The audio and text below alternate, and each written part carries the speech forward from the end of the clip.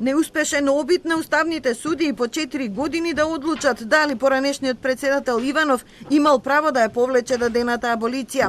Судијата Осман Кадрил побара одлучувањето за оваа точка да се одложи и повторно да се отвори расправа, бидејќи двајца судии и известители имале различни предлози. Предлагам ние на прва наредна седница ќе подолго да расправаме за новиот предлог одлука и потоа да се оди на одлучување. За предлогот гласаа половина од судиите, а останатите констатираа дека нивната одлука веќе доцни и час поскоро треба да одлучат. Не гледам ни една причина денеска судот, никој не го спречува ни еден судија која ќе дојде точката на дневен ред да си искаже својот став. Предлогот е таков како што е и не е прв пат судот по поведена постапка да излезе со диаметрално спротивно решение и не е ни забрането. Сосема легитимно е. Изедначеното гласање 4:4 придонесе целата седница да биде одложена за 12 дена без усвоен дневен ред.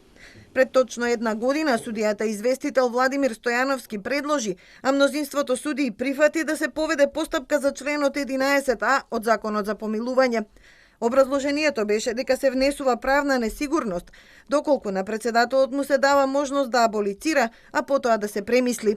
Во јавноста одлуката беше протолкувана како обид да се врати во сила аболицијата на Груевски, Мјалков, Јанкуловска, Јанакиевски и други функционери и раководни лица поврзани со прислушуваните разговори и со истраги и предмети на СЈО.